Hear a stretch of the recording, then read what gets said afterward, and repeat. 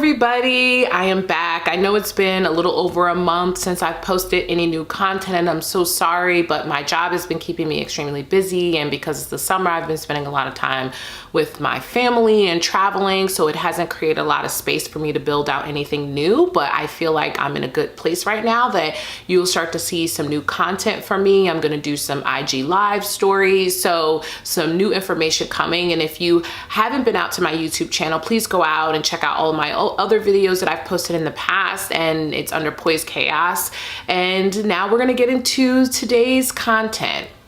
So let's talk about, do you have friends at work?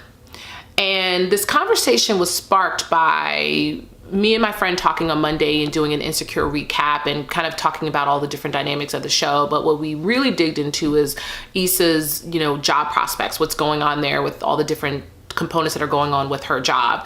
And I'm really excited about that storyline because I think from a person of color, they're gonna really hit the nail on the head around all the challenges and dismissiveness and all the other things that go on. We'll talk about that in a later video. So I'm really excited about that. But we really got into this whole dynamic of, her somebody that she worked with, been in the field with, spent a lot of time with, didn't have her back.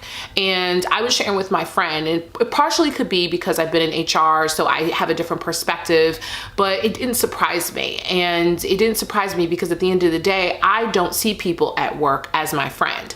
And it's not because I don't think I have a relationship with them and I don't care. And trust me, there are people that I have worked with and have had a really great relationship with and great connection with, and we've done things outside of work, but it's a very, very, very, very small hand. Maybe I can count on one hand on how many people I've actually had that relationship with. But partially it's because I have to protect my livelihood. And part of me protecting my livelihood is not building all of these nuances and components to a relationship that is really built off of, I don't even know how to describe it, but we're forced kind of to have a relationship because we work together.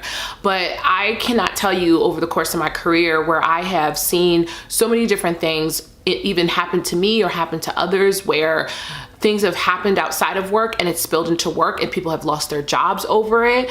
Or I've seen situations where people have been thrown under the bus because they went out and had a couple drinks and someone shared something extremely private, and then it ends up coming back into the office and being office gossip. So I would tell you that it's not that you can't have friends at work, and it's not that I'm saying I forbid you. I'm just saying, me personally, that's not something that I've done. Even on social media platforms, I always get surprised when people are following people that they work with on social media platforms. I don't have anybody from work that I follow on social media. They don't follow me, I don't follow them. And if those requests come through, I decline them, because you don't need to see what I'm doing outside of work. You don't need to see how I'm living outside of work. And it's different now, and I'm very thoughtful at what I post now because I have actually opened up my, pages, publicly, so people can kind of come in and see it no matter what. So I've actually been very careful about what I'm posting and not posting on social media because of that. But at the end of the day, you have to remember that people are competing for their livelihood. They're competing to keep food on their table. And if it comes down to them protecting themselves and keeping food on their table, or kind of or putting their neck out for you, the likelihood of them doing it is very, very slim. And I'm not saying that it doesn't happen, but it's very, very slim. I've been in countless situations where I've been in meetings and we've been talking about elevating someone or giving them more opportunity, and someone said, oh, know what? I just heard that they're going through a really bad divorce and they probably can't travel for work. Or did you know that maybe a month ago they went to a party and got extremely drunk and this is what happened? And then all of these old tapes and all of these different components of what's happened outside of work spill into work, and it impacts your career.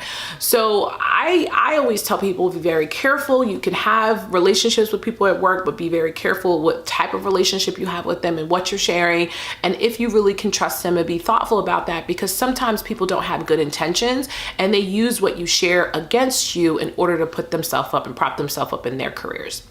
All right, my beautiful people, it was great connecting. I will share some more content with you guys soon, and I hope you enjoyed this video. And remember, subscribe to my YouTube channel at Poised Chaos, and I'll talk to you soon.